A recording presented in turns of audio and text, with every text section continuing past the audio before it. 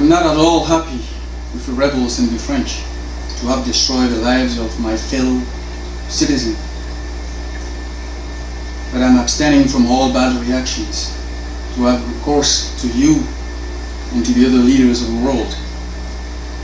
I spent well over 20 years in the United States, but this did not alter my culture and my education. I'm still the same Armand Christian Sery-Ble from Cote-D'Ivoire.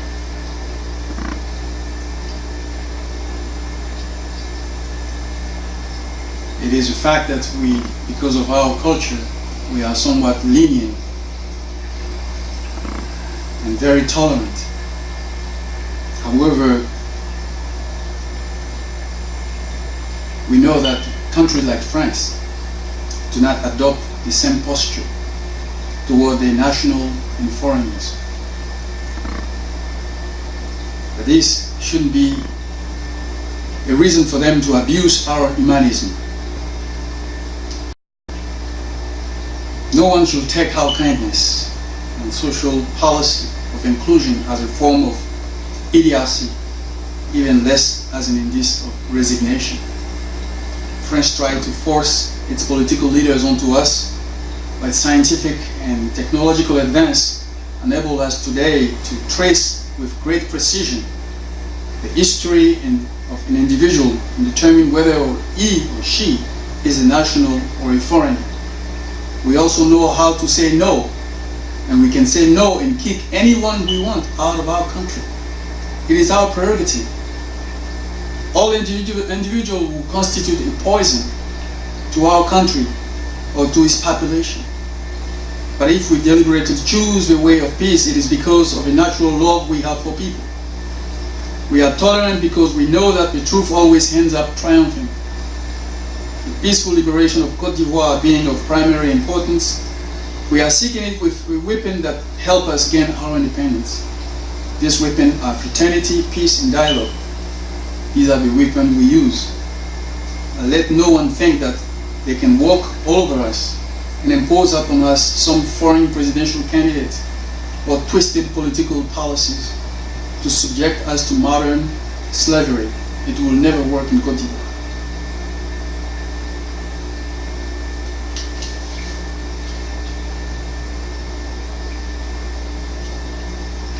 Excellency, these are some of the reasons why the revision and optimal application of the paradigm governing human behavior and international relations are quintessentially and imminently needed. Although the liberation campaign of Cote d'Ivoire is not a quest to find any weapon of mass destruction, as it was the case in Iraq, the liberation campaign that I'm advocating for is one of an equally sustaining endeavor necessary to saving the lives of millions of people and to preserve peace in the entire Western African region. We know what happened in Liberia and in Sierra Leone, and we do not need it in Cote d'Ivoire.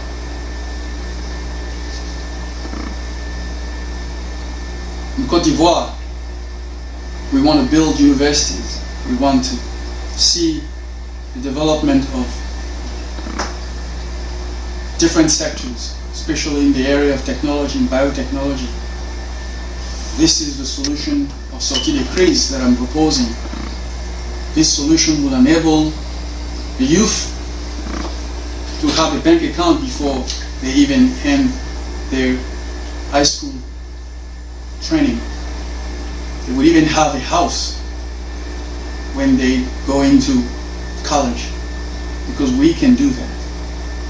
They will be trained to be competitive at the international level. We'll provide them jobs. That's the solution to the crisis. It's because there is an equality at the social level. And people don't have any income to take care of their immediate problems, that they take a shortcut. And these work that I just presented is a fraction of the work that I did over the past 20 years here in the United States. And I did this work with the youth in mind. The government of Sery-Ble stole my work. My work has generated hundreds of millions of dollars and will continue to generate hundreds of millions of dollars. And I did this work for the kids, for the youth, not only for Cote d'Ivoire, but for Africa. This is what we have to strive for.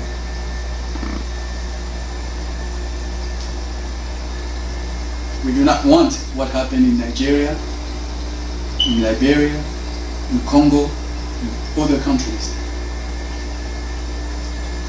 We're using our brain to do something better for humanity.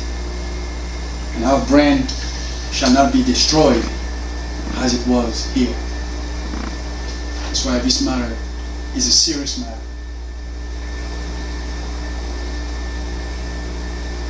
So the campaign I'm pleading for will not require the mobilization of the large sums of money, nor that of the heavy military personnel. I'm confident that the U.S. Central Command will not need the expertise of France to find the position of the rebel on the ground. The United States-led UN coalition of ground soldiers will be enough to swiftly restore the country back to its state of normalcy in a matter of weeks. The liberation campaign I'm pleading for is not aimed at maintaining the person of President Laurent Gbagbo to remain in power either. Contrarily, this campaign is about educating mankind about the importance and respectability of the universal ethical principle of democracy, without which there will be no peace and order in this world. This is about a true and sustainable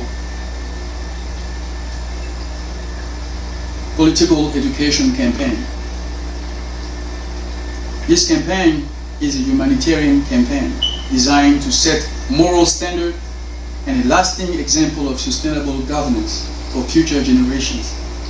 This campaign deserves all the attention and support due to its legitimacy and significance.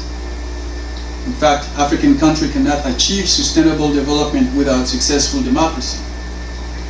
This country needs peace and tranquility to succeed because the development of a country is a long-term undertaking. Therefore, all democratically elected presidents must be unequivocally respected and protected in order to allow them to accomplish their mission with high mark.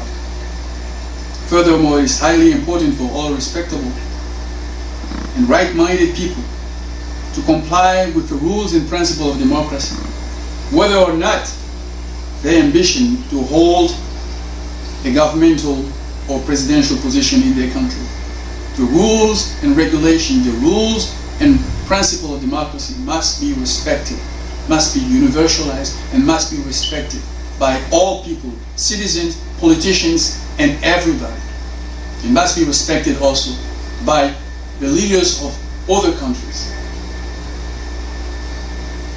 I intend to make it an international prayer point that the members of the Security Council should have an unshakable faith, audacity, and intellectual endurance to successfully wield the change necessary to achieve true democratic government. May they have enough courage to make the proper humanitarian decision in order to make amends in Cote d'Ivoire. May God help the members of the Security Council to peacefully remove the rebels from Cote d'Ivoire. And I emphasize, peacefully, because they are human beings and they are at fault because of their mental status.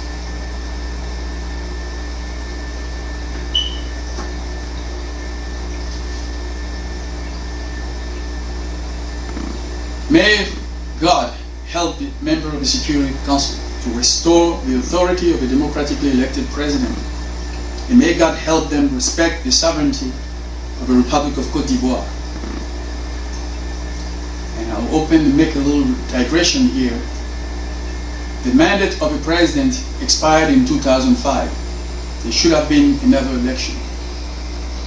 But as I said earlier, we could not go to elections because the circumstances were not conducive to holding democratic elections. This is why I have asked the Parliament of Cote d'Ivoire to combine the position of Prime Minister and the position of President of the Republic of Cote d'Ivoire in order to allow me to bring about peace in Cote d'Ivoire, to organize the elections. I deserve it, I believe, for having worked so hard, and because my work was plundered by the government of Sery-Ble.